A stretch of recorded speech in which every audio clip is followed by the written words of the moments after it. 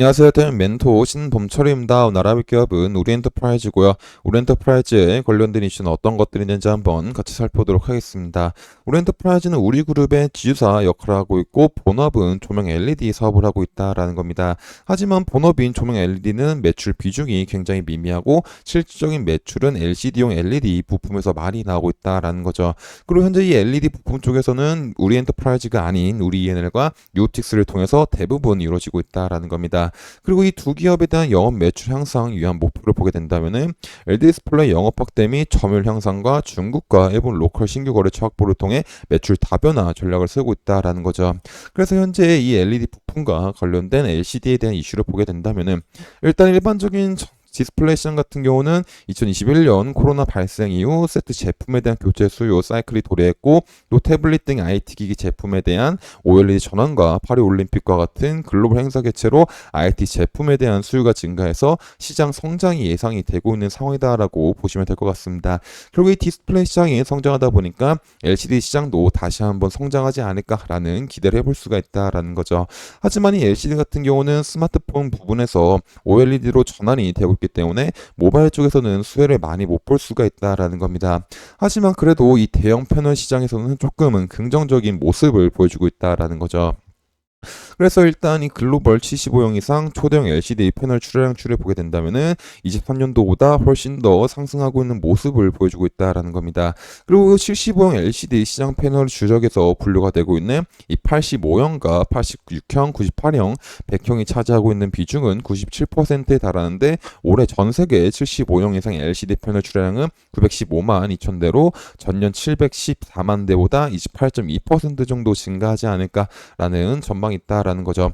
그리고 실제 지난해 98형과 100형 LCD 패널 출하량은 64만 대로 전년 대비 145.5% 증가한 데 이어서 올해 출하량도 전년보다 76.5% 늘어나 113만 대 정도로 예상이 되고 있다라는 겁니다. 그래서 지난해 세계 디스플레이 시장 같은 경우는 고금리 기조에 따라 수요 위축으로 1117억 달러를 기록하게 되면서 전년 대비보다 13.4% 감소했지만 올해는 소폭 개선이 되지 않을까라는 기대를 가져볼 수가 있다라는 거죠.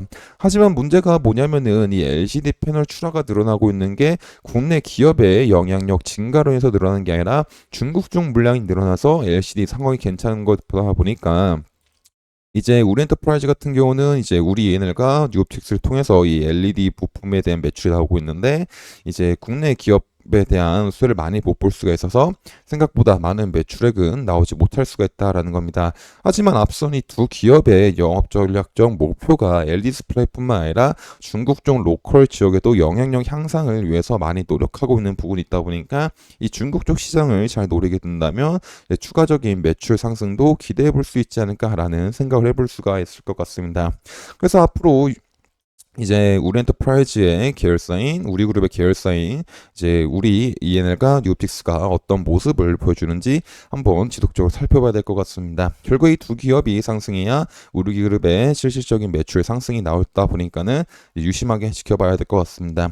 그리고 또 다른 이슈를 보게 된다면은 LCD 패널에 대한 이슈를 한번 같이 살펴보도록 하겠습니다. 그래서 결국 LCD에 대한 전반적인 패널 상황을 보게 된다면은 2월달 패널 출하량은 1월달보다 11% 정도 감소한 5,681만 대로 이제 집계가 됐다라는 거죠. 그리고 TV 같은 경우는 17.5%, 모니터는 6.9%, 노트북은 9.3%, 태블릿은 14.9%가 하락한 모습을 보여주고 있다라는 겁니다.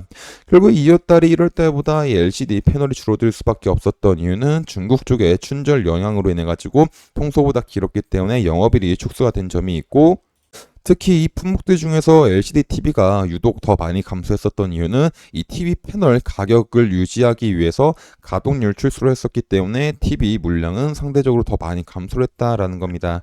그래서 2월달 같은 경우는 이 춘절과 가동률 이슈로 인해 가지고 1월달보다는 소폭 감소한 문제는 있지만 결국 이 출하량 증가와 출하량 감소와 이 가동률 하락으로 인해 가지고 LCD 패널에 대한 재고에 대한 문제는 소폭 하락한 부분이 있다 보니까 너무 부정적이지 않다라고 볼 수가 있을 것 같습니다. 그리고 또 가격적인 측면 한번 살펴보게 된다면은 일단 중국 TV 패널 메이커들이 대형 사이즈 구매 확대에 대한 의지로 인해 가지고 24년도 1분기에는 예상보다 높은 수요가 있어서 LCD TV 패널에 대한 가격도 상승한 모습을 보여주고 있다라는 거죠.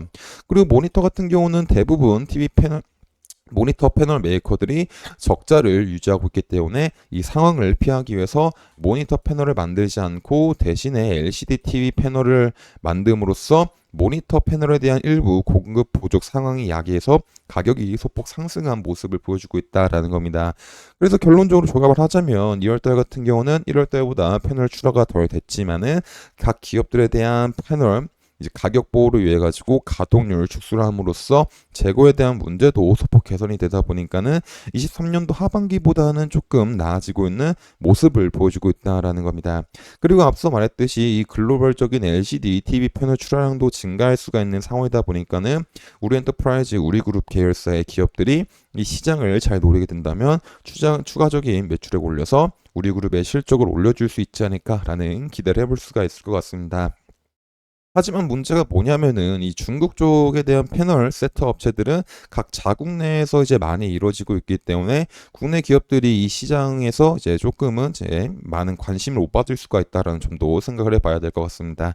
하지만 이 아무리 바늘 구멍이더라도 이제 우리 ENR이나 유옵틱스가 이 시장을 잘 공략하게 된다면 추가적인 매출 상승도 기대해 볼 수 있을 것 같습니다. 그리고 이제 차트를 한번 같이 살펴보도록 하겠습니다. 일단 결국에 우리 엔터프라이즈는 이런 부분들에서 이제 반등이 왔지만은 결국에 이 매물대를 뚫지 못하고 다시 소폭 하락하게 되면서 이제 추세선인 60평선도 하방으로 돌아가게 되면서 120평선과의 데드크로스에서 중장기적으로도 하방의 힘이 점점 강해지고 있다라고 보시면 될 것 같습니다. 그리고 이제 조금 됐지만 한 며칠 전 이 날에 이제 이 장중에서 엄청난 급등이 있었지만은 결국 이 매물대 이 상승분을 모두 다 반납한 하락이 나오게 되면서 점점 하락 추세도 강해지고 있는 모습을 보여주고 있다라는 거죠. 그래서 우리 엔터프라이즈 같은 경우는 현재 어떤 상승의 흐름을 기대하기보다는 이제 하락을 하더라도 이 저점 구간은 조금 지켜줄 수 있는지를 먼저 확인하고 이제 상승 시나리오를 생각해도 늦지 않을 것 같다라고 볼 수가 있을 것 같습니다. 그래서 우리 엔터프라이즈 같은 경우는 이제 이런 부분에서 잘 지지가 일어나고 이제 바닥을 잘 만드는지 그리고 바닥을 만들면서 이런 매물대들을 돌파하는 그림이 나오는지를 이제 추후에 생각하면 좋지 않을까 싶습니다.